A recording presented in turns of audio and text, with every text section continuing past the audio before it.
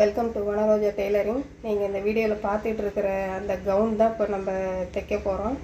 அதுக்கு ஃபஸ்ட்டு நம்ம அளவு என்னன்னு சொல்லி பார்த்துக்கலாம். டோட்டல் லென்த் வந்து மேலே ஷோல்டர்லேருந்து கீழே பாதை வரைக்கும் 49. அதில் மேல் பாடி வந்து ஒரு 15 இன்ச்சு. அதை அது கழிச்சது போக கீழே நமக்கு பாட்டம் கிடைக்கிறது வந்து 34 இன்ச்சு கிடைக்கும். அது வந்து பாட்டத்துக்கு.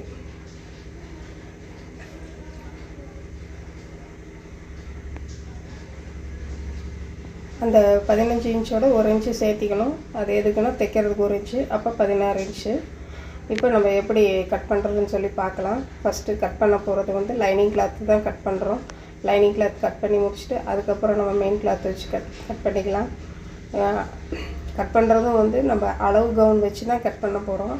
அளவு கவுன் எப்படி அதில் என்ன அளவு இருக்குதோ அதை அப்படியே நம்ம வச்சு கட் பண்ணிக்கலாம். மேல் பாடி பார்த்திங்கன்னா 15 இன்ச்சு வந்து உயரம் இருக்குது. பாடி உயரம் மட்டும் இது கிட்டத்தட்ட நம்ம இடுப்புக்கிட்ட வந்துடும். இந்த உயரம் நமக்கு உயரம் எந்த அளவு வேணுமோ அதை அந்த அளவுக்கு நம்ம அளந்து வச்சுக்கலாம்.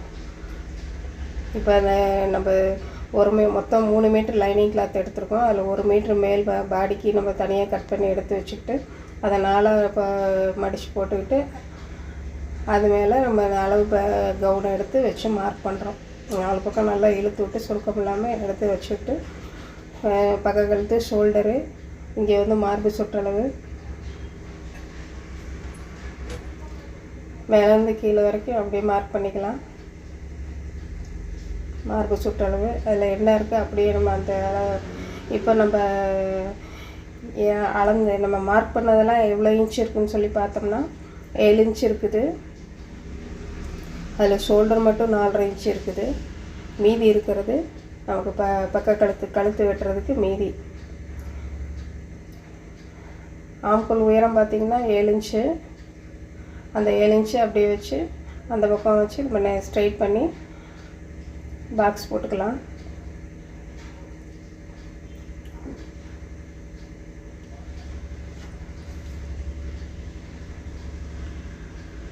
ஆம்கோல் உயரம் 7 இன்ச்சு. இப்போ பாக்ஸ் போட்டுக்கிட்டு ஆம்கோல் ரவுண்டு வரைஞ்சிக்கலாம்.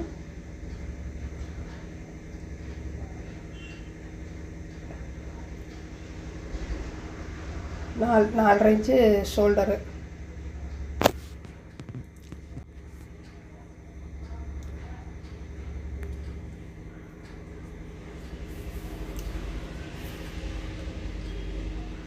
கீழே உயரம் வந்து 16 இன்ச்சு மார்க் பண்ணிவிட்டு அதை அப்படியே நம்ம கோடு போட்டு எடுத்துக்கலாம். சைடில் மார்பு சுற்றளவு நம்ம எவ்வளோ மார்க் பண்ணணுமோ அதுக்கு இந்த பக்கம் 1.5 இன்ச்சு தைக்கிறதுக்கு ஸ்கேல் வச்சு மார்க் பண்ணிக்கிறோம். ஆம்கோல் ரவுண்டு போடுறதுக்கு அந்த கார்னரில் நம்ம 1.5 இன்ச்சு இல்லைன்னா 1.25 இன்ச்சு வச்சுக்கலாம். வச்சு நம்ம ஆம்கோல் ரவுண்டு இப்போ வரைச்சிக்கலாம்.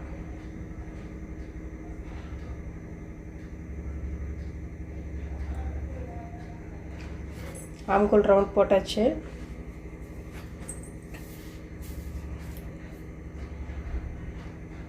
இந்த கார்னரில் நம்ம ஒரு இன்ச் அளவுக்கு கொஞ்சம் வளைவாக மேலே தூக்கி விட்டுக்கணும். அப்போ தான் சைடில் வந்து தொங்காமல் இருக்கும். இப்போ கட் பண்ணி எடுத்துக்கலாம்.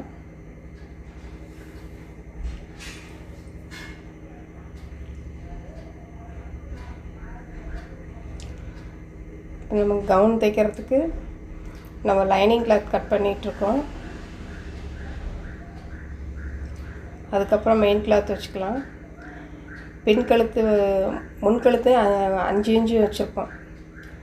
ஏன்னா 3 இன்ச்சு வச்சது ரொம்ப மேலே இருக்குதுன்னு சொல்லிவிட்டு 5 இன்ச்சு வச்சு கட் பண்ணியிருக்குது முன்கழுத்து. பின்கழுத்து வந்து முன்கழுத்தை விட கொஞ்சம் மேலே இருக்கணும். 1 இன்ச்சு கம்மி பண்ணி 4 இன்ச்சு வச்சுருக்கு பின்கழுத்து.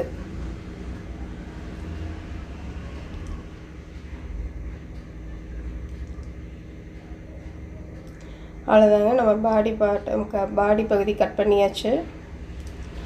இப்போ நம்ம பாட்டம் கட் பண்ணிக்கலாம். அதுக்கு நம்ம மீதி இருக்க அந்த 2 மீட்டர் கிளாத்தை எடுத்து நம்ம 2ஆக மடிச்சு விட்டு அதை நம்ம 1 மீட்டர் தனித்தனியாக வச்சு ஒன்று மேலே ஒன்று வச்சு அதை அப்படியே மடித்து 4 மடித்து போட்டுக்கலாம். இப்போ இந்த பக்கம் பார்த்திங்கன்னா 4 துணி இருக்கும். மேலே மடிப்பு பகுதியை வந்து கட் பண்ணி விட்டாச்சு. நமக்கு 34 இன்ச்சு மீதி தேவைப்படுது உயரம். அந்த 34 இன்ச்சும் மார்க் பண்ணியாச்சு. பாட்டம் இடுப்புலேருந்து கால் பகுதி வரைக்கும். இப்போ நம்ம பாடி பகுதி வெட்டி வச்சுருக்கோம் இல்லைங்களா, அதை அப்படியே எடுத்து அந்த பாட்டம் பகுதியில் மேலே வச்சு எவ்வளோ இருக்கோ அதை மார்க் பண்ணிக்கலாம். சுற்றளவு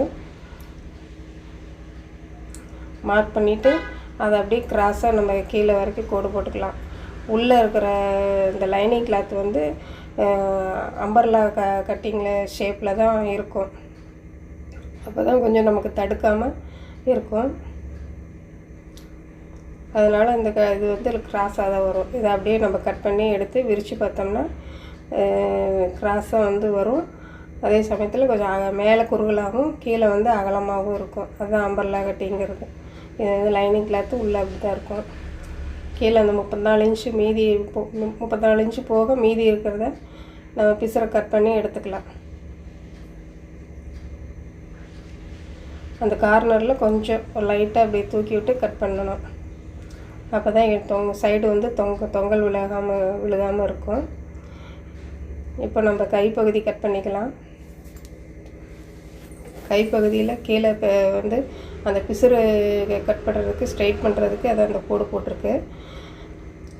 உயரம் வந்து நமக்கு கை உயரம் எவ்வளோ தேவையோ அவ்வளோ வச்சுக்கலாம். 2 பக்கம் சேமாக ஒரே உயரமாக எடுத்து இப்போ நம்ம கோடு போட்டுக்கிட்டாச்சு. அப்போ அளவு கவுன் எடுத்து மேலே வச்சாச்சு. அந்த கைப்பகுதி மேலே வச்சு மார்க் பண்ணிக்க வேண்டியதான்.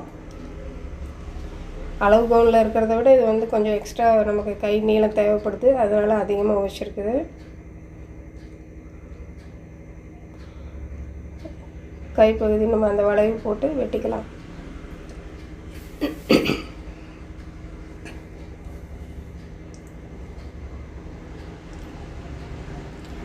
வெட்டுறதுக்கு முன்னால் நமக்கு பாடி நம்ம ஆம்கோல் வரைஞ்சிருக்கோம் இல்லைங்களா, அந்த ஆம்கோல் ரவுண்டும் நம்ம கை வரைய போகிற அந்த ரவுண்டு கரெக்டாக இருக்கான்னு சொல்லி பார்க்கணும்.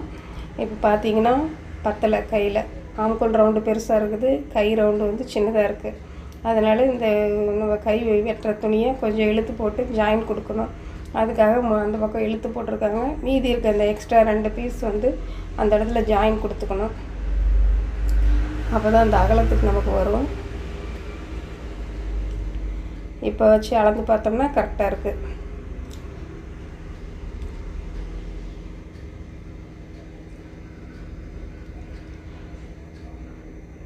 அந்த பக்கம் எவ்வளோ உயரம் அளந்துருக்குமோ அதே உயரம் இந்த பக்கமும் அளந்துக்கலாம். அப்போ தான் ஒரே நேராக வரும். இங்கே எவ்வளோ உயரம் அவங்க அளக்குறாங்க பாருங்கள், அதில் இருந்து எவ்வளோ உயரம் இருக்கோ அதே உயரம் இந்த பக்கமும் அளந்துட்டு இப்போ இந்த கை வளைவு போட்டுக்கலாம்.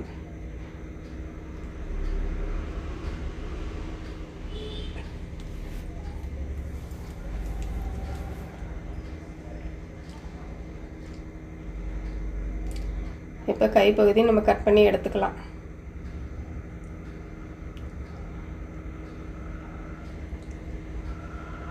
கை சுற்றளவு, கை கீழே சுற்றளவு வந்து எவ்வளோ இருக்குன்னு சொல்லிவிட்டு அதுக்கு அந்த பக்கம் நம்ம 1.5 இன்ச்சு தைக்கிறதுக்கு மார்க் பண்ணதுக்கு இந்த பக்கம் நம்ம 1.5 இன்ச்சு தைக்கிறதுக்கு விட்டுட்டு கோடு போட்டுக்கிறோம். இது வந்து ஜாயின் போட்டுக்கிறதுக்கு இந்த பிட்டு இப்படி ஜாயின் போட்டுக்கணும்.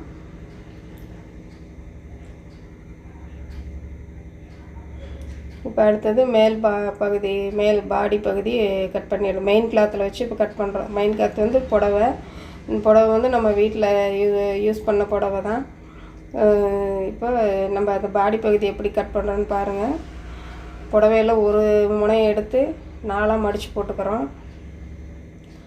4 மடித்து போட்டுக்கிட்டு நமக்கு தேவையான அளவு கட் பண்ணி எடுத்துக்கலாம்.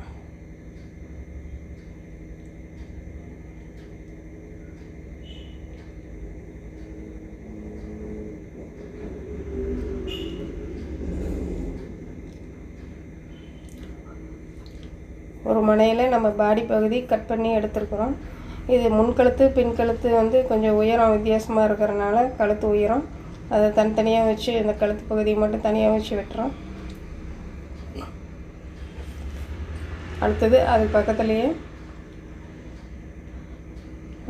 கை வெட்டி எடுத்துக்கலாம்.